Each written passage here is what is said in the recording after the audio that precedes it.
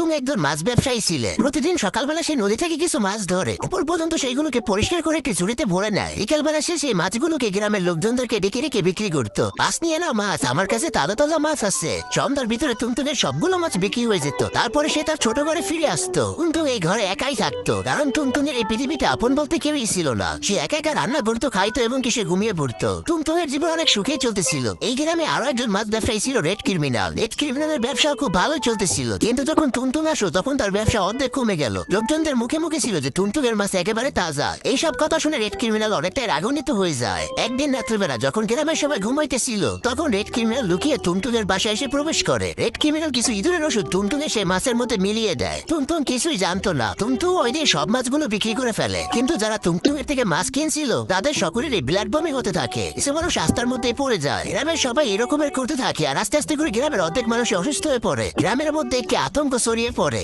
তার আগে বন্ধুরা, অনেক কষ্ট করে ভিডিও বানায়, তোমরা ভিডিওতে একটা লাইক দিয়ে চ্যানেলটাকে সাবস্ক্রাইব করে দাও। লাইক সাবস্ক্রাইব করলে তো তোমাদের হাতে ব্যথা হবে না, উল্টা আমার ভিডিও বানানোর আগ্রহটা আরো দ্বিগুণ বেড়ে যাবে। মানুষ ভাবতেছিল এগুলো কেমনে হইতেছে। তখনই রেড ক্রিমিনাল গ্রামের মানুষদেরকে এক জায়গায় জড়ো করে। রেড ক্রিমিনাল বলে এগুলো সব টুনটুনের জন্য হচ্ছে। সেই টুনটুনের থেকে মাছ কিনে তারই এমন অবস্থা হয়। এইগুলো গ্রামের মানুষরা বিশ্বাস করে না। এমনকি গ্রামের মেম্বার টুনটুনকে ডেকে আনে। টুনটুনকে সবকিছু বলার পরে টুনটুন অনেকটা ভয় পেয়ে যায়। টুনটুন বলে এগুলো কেউ আমার ক্ষতি করার জন্য করছে। আমার ঘরে তো সিসিটিভি ক্যামেরা আছে। টুনটুন সবার সামনে সেই সিসিটিভি ক্যামেরাটা অন করে আর দেখতে পায় রেড ক্রিমিনাল তার মাছের ভিতরে ইঁদুরের ওষুধ মিশিয়ে দেয়। এটা থেকে গ্রামের লোকেরা অনেকটা রাগান্বিত হয়ে যায় আর রেড ক্রিমিনালকে মারধর করে গ্রাম থেকে বের করে দেয়। তারপরে গ্রামের সবাই মিলে টুনটুনের কাছে ক্ষমা চায়। টুনটুন সবাইকে বললো সত্য কখনোই গোপন থাকে না। বন্ধুরা, তোমাদের জন্য তো আমি সবসময় কষ্ট করি। আজকে তোমরা একটু আমার জন্য নিচের এই ভিডিওতে লাইক আর তোমার নামটা কমেন্ট করে আসো প্লিজ।